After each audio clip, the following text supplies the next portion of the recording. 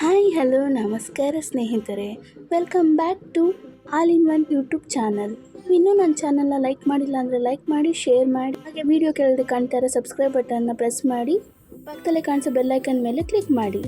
ನಾನು ಮಾಡೋ ಎಲ್ಲ ನೋಟಿಫಿಕೇಶನ್ ನಿಮ್ಗೆ ಬರುತ್ತೆ. ಬನ್ನಿ ಇವತ್ತು ಟೊಮೊಟೊ ಸಾರು ಮಾಡೋದು ಹೇಗೆ ಅಂತ ತಿಳ್ಕೊಳ್ಳೋಣ. ಮೊದಲಿಗೆ ಒಂದು ಪ್ಯಾನ್ನ ಒಲೆ ಮೇಲೆ ಇಟ್ಕೊಂಡು ಅದಕ್ಕೆ ಸ್ವಲ್ಪ 2-3 ಸ್ಪೂನ್ ಆಗೋಷ್ಟು ಎಣ್ಣೆನ ಹಾಕೋತಾ ಇದ್ದೀನಿ. ಎಣ್ಣೆ 1-2 ನಿಮಿಷ ಕಾದ ನಂತರ ಅದಕ್ಕೆ 1 ಸ್ಪೂನ್ ಆಗೋಷ್ಟು ಸಾಸಿವೆ, ಅದು ಚಿಟಪಟ ಆದ ನಂತರ 1-2 ಹಸಿಮೆಣಸಿನ್ಕಾಯಿ ಉದ್ದಕ್ಕೆ ಕಟ್ ಮಾಡ್ಕೊಂಡಿರೋದು, ಮತ್ತು ಕರಿಬೇವಿನ ಎಲೆ ಇದಿಷ್ಟು ಹಾಕ ನಂತರ 1-2 ಮೀಡಿಯಮ್ ಸೈಜ್ ಈರುಳ್ಳಿನ ಕಟ್ ಮಾಡಿ ಇಟ್ಕೊಂಡಿದ್ದೆ, ಅದನ್ನು ಸೇರಿಸ್ಕೊತಾ ಇದ್ದೀನಿ. ಈರುಳ್ಳಿ ಸೇರಿಸಾದ ನಂತರ ಅದನ್ನು 1-2-3 ನಿಮಿಷಗಳ ಕಾಲ ಚೆನ್ನಾಗಿ ಎಣ್ಣೆಯಲ್ಲಿ ಫ್ರೈ ಮಾಡಬೇಕಾಗುತ್ತೆ. ಆಮೇಲೆ 3 ಟೊಮೊಟೊನ ಸಣ್ಣಗೆ ಹೆಚ್ಚಿಕೊಂಡಿದ್ದೆ, ಅದನ್ನು ಸೇರಿಸ್ಕೊಂಡು ಚೆನ್ನಾಗಿ ಎಣ್ಣೆಯಲ್ಲಿ ಫ್ರೈ ಮಾಡ್ಕೊತಾ ಇದ್ದೀನಿ. 5 ನಿಮಿಷಗಳ ಕಾಲ ಅದು ಎಣ್ಣೆಯಲ್ಲಿ ಚೆನ್ನಾಗಿ ಬೇಯಬೇಕು. ಟೊಮೊಟೊ ಸ್ಮೂತ್ ಆಗಬೇಕು ಮತ್ತು ಈರುಳ್ಳಿ ಕೆಂಪಗಾಗಬೇಕು, ಅಲ್ಲಿವರೆಗೂ ಎಣ್ಣೆಯಲ್ಲಿ ಇದನ್ನು ಚೆನ್ನಾಗಿ ಫ್ರೈ ಮಾಡ್ಕೋಬೇಕಾಗುತ್ತೆ.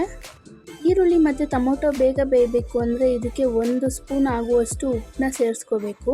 ಫ್ರೈ ಮಾಡಬೇಕಾದ್ರೆ ಉಪ್ಪನ್ನ ಸೇರಿಸೋದ್ರಿಂದ ಈರುಳ್ಳಿ ಮತ್ತು ಟೊಮೊಟೊ ಬೇಗ ಕುಕ್ ಆಗುತ್ತೆ. ಈಗ ಚೆನ್ನಾಗಿ ಫ್ರೈ ಆಗಿದೆ, ಇದಕ್ಕೆ 1 ಸ್ಪೂನ್ ಆಗುವಷ್ಟು ಶುಂಠಿ ಬೆಳ್ಳುಳ್ಳಿ ಪೇಸ್ಟ್ನ ಹಾಕ್ತಾಯಿದ್ದೀನಿ. ಆಮೇಲೆ ಇದಕ್ಕೆ ನಾನು 1 ಟೀ ಸ್ಪೂನ್ ಆಗುವಷ್ಟು ಅರಿಶಿನ ಪುಡಿನ ಸೇರಿಸ್ತಾ ಇದ್ದೀನಿ. ಇದೆಲ್ಲ ನೀಟಾಗಿ ಫ್ರೈ ಆದಮೇಲೆ 1.5 ಸ್ಪೂನ್ ಆಗುವಷ್ಟು ಖಾರದ ಪುಡಿನ ಸೇರಿಸ್ತಾ ಇದ್ದೀನಿ. ಇದು ಸಾಂಬಾರು ಪುಡಿ ಸೇರಿಸಿ ಚೆನ್ನಾಗಿ ತಿರಿದು ನಿಮ್ಗೆ ಎಷ್ಟು ನೀರು ಬೇಕೋ ಅಷ್ಟನ್ನು ಸೇರಿಸ್ಕೋಬೇಕು.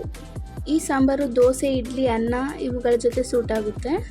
ನೀರು ಸೇರಿಸ್ಕೊಂಡಾದ ನಂತರ ಇದಕ್ಕೆ ಮತ್ತೆ 1/4 ಟೀ ಸ್ಪೂನ್ ಆಗುವಷ್ಟು ಉಪ್ಪನ್ನ ಸೇರಿಸ್ಬೇಕಾಗುತ್ತೆ.